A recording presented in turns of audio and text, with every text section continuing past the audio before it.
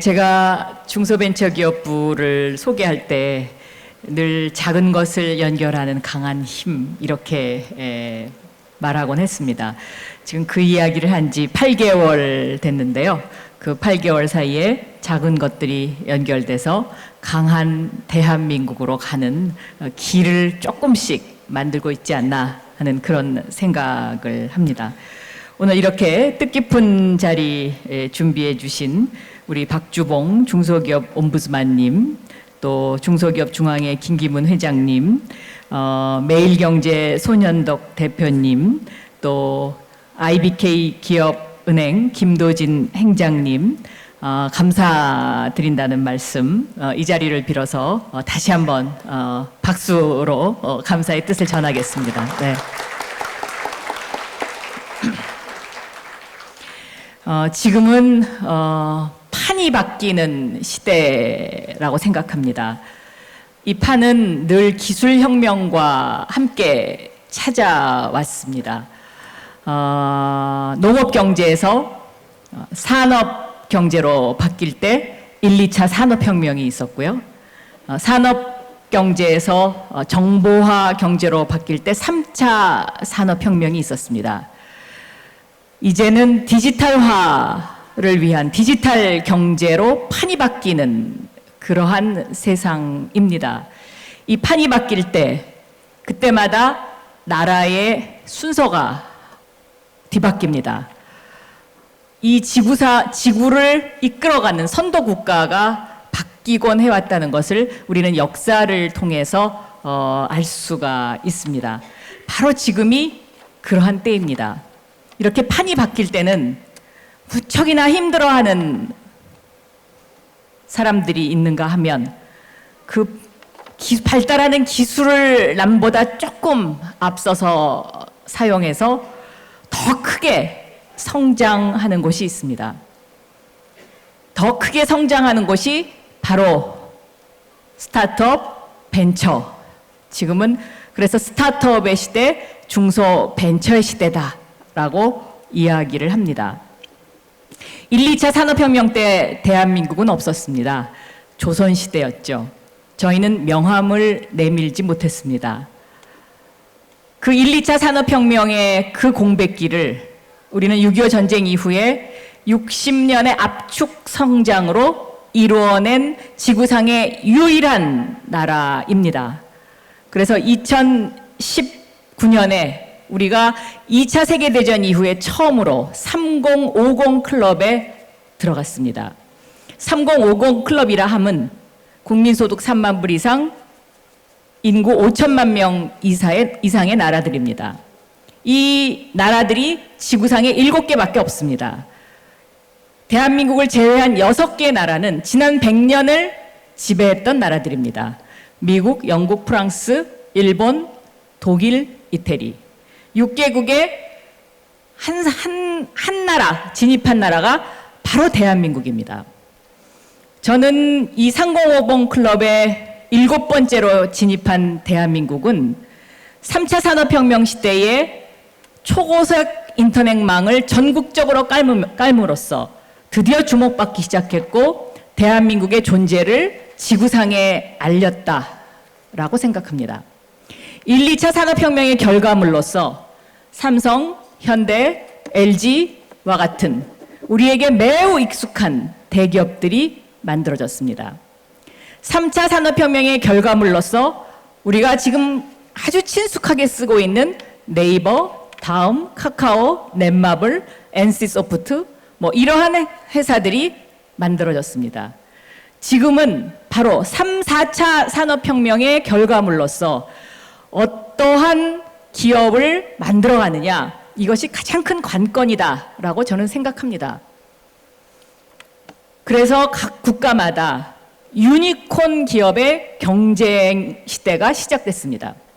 어제 우리는 11개의 유니콘이 탄생했습니다. 유니콘 2자리 시대를 열은 거죠. 유니콘 숫자로만 국가의 경쟁력을 이야기한다면 세계에서 독일과 같은 5위의 국가입니다. 지금 우리는 그러한 선상에 서 있습니다. 미국과 중국의 이 두 패권 국가를 제외하고 나면 대한민국은 영국과 독일과 거의 같은 선상에 서 있다고 해도, 프랑스와 같은 선상에 서 있다고 해도 크게 차이가 나지 않습니다. 프랑스의 올해 벤처 투자 액수가 4조 5천억입니다. 프랑스는 국민소득 4만 3천 달러입니다. 한국의 올해 벤처 투자 액수는 4조 원입니다. 한국은 3만 불을 조금 넘어선 국가입니다. 이런 비교를 해봤을 때 우리 대한민국의 미래는 과연 어디에 있겠는가? 저는 세계 최강의 DNA 코리아를 만드는 것에 있다라고 한마디로 말씀드릴 수 있습니다. 여기서의 D는 데이터, N은 네트워크, A는 AI입니다. 이 DNA를 어떻게 연결하느냐, 데이터를 5G를 통해서 AI로 어떻게 연결하느냐, 이것이 앞으로의 관건입니다.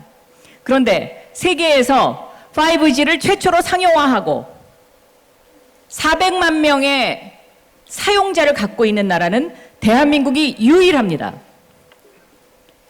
그래서 이 5G를 활용해서 데이터와 AI를 연결하는 것, 이것의 경쟁에서 우리는 그 어느 나라보다도 지금 뒤지지 않습니다. 물론 AI 분야에 있어서는 조금 다른 나라보다 미치지 못하는 부분이 있습니다. 그런데 다른 나라들은 우리나라와 같은 5G망의 인프라를 깔고 있지 못합니다. 심지어 유럽의 프랑스 4G도 지금 완전히 깔려 있지 않습니다. 그래서 제가 지난 11월 말에 OECD를 방문했을 때 프랑스의 경제인들 또 프랑스의 장관이 저에게 이런 이야기를 했습니다. 프랑스가 한국과 비교했을 때 AI는 앞서 있다. 그러나 너희는 5G 인프라를 갖고 있지 않느냐. 우리는 5G 인프라를 까느라고 시간 다 보낼 때 너희가 5G의 AI를 접목을 빨리 시키면 우리보다 앞서갈 수 있는 것 아니냐. 그래서 너희의 잠재력을 우리가 주목하고 있다. 이런 이야기를 했습니다.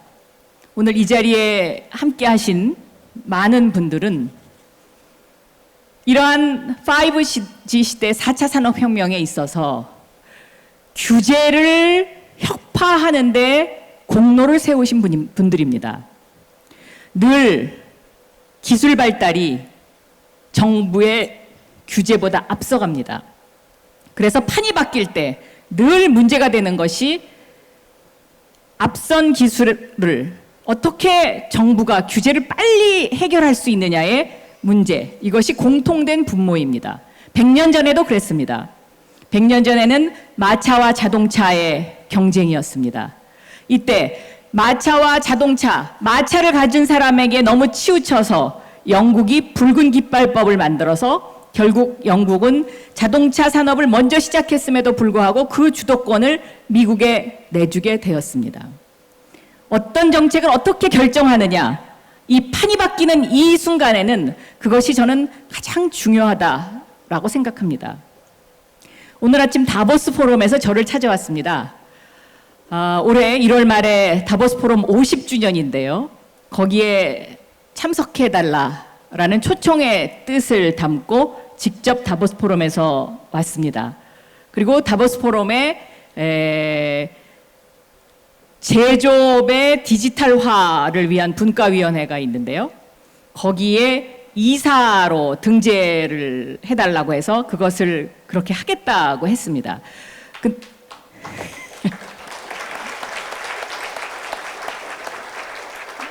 근데 이 다보스 포럼에서 온 분이 한 이야기가 저는 굉장히 인상적이었습니다. 르완다와 다보스 포럼의 규제 혁파에 관한 이야기를 하는데요. 르완다에서는 아프리카 르완다 그러면 정말 우리보다 뒤처지고 많은 분들이 그 르완다 하면 떠오르는 좋지 않은 인상들이 있지 않습니까? 그런데 이 르완다에서 혈액 수송을 하는데 드론으로 수송을 합니다. 지금 현재 실제 일어나고 있는 상황입니다. 그런데 처음에 이 다보스 포럼에서 혈액 수송에 자동차 수송을 하다 보니까 이것이 부패하고 여러 가지 문제가 많이 생겨서 드론을 띄우려고 했더니 르완다 정부가 갖고 있는 온갖 규제 때문에 아무것도 할 수가 없더라는 거예요. 그래서 다보스 포럼과 르완다 대통령이 직접 연결을 해가지고 규제를 다 해제하고 지금 르완다가 혈액 수송을 드론으로 하는 세계에서 가장 빠른 나라가 됐다는 거죠. 바로 이것입니다. 결국 이러한 기술의 발달이 뒤처진 나라를 앞서가게 하는 하나의 기회를 제공하는데요. 지금 한국과 중국의 문제도 바로 그런 것이죠. 한국은 크레딧 카드에 너무 익숙해서 크레딧 카드 사회가 됐는데 지금 중국은 크레딧 카드 사회를 뛰어넘고 핀테크 기술을 이용한 QR 코드로 모든 것을 결제하고 있지 않습니까? 그런데 한국에서는 이 QR 코드의 핀테크 기술과 기존의 은행망을 연결하는 크레딧 카드의 결제 시스템이 지금 두 개가 충돌하고 있습니다. 물론 여기 그 기업은행 행장님도 와 계십니다만은 기업은행 행장님도 처음에는 이 문제로 많은 고심을 하셨던 것으로 생각합니다. 그러나 이런 기술의 발달을 우리가 계속해서 무시만 할 수 없다라는 그러한 은행연합회의 결정에 따라서 은행이 오픈 뱅킹 시스템을 하게 된 것, 이것은 결국은 핀테크 기술에 대한 은행이 핀테크 기술을 받아들일 수밖에 없는 그런 상황이 왔다는 것을 의미하는 것이죠. 오늘 규제혁신 대상, 그래서 여러 가지로 의미가 있습니다. 특히 오늘 상을 받으신 분들 아마도 그런 규제를 푸시는데 굉장히 많은 장애물이 있었을 겁니다.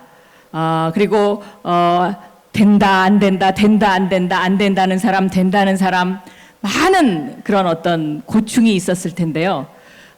그런 고충에도 불구하고 용감하게, 과감하게 규제를 풀어주셔서 대한민국을 4차 산업혁명의 선도국가로 만들어주시는 그러한 저는 공로자들이다, 이렇게 생각합니다. 그래서 그분들을 위해서 다시 한번 큰 박수 부탁드립니다.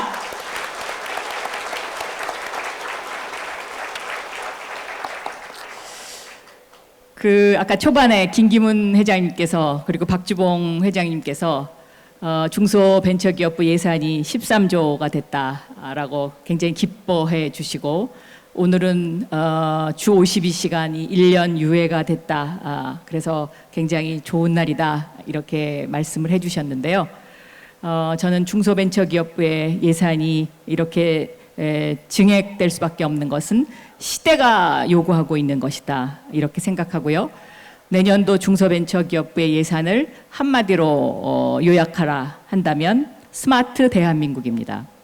스마트 대한민국은 스마트 상점, 스마트 공장, 스마트 서비스, 이 3대 축으로 내년부터 우리는 세계에서 가장 똘똘한 스마트 대한민국 구현을 위한 그런 나라가 돼야 된다고 생각합니다. 주 52시간 문제는 우리가 가야 하는 방향은 맞습니다.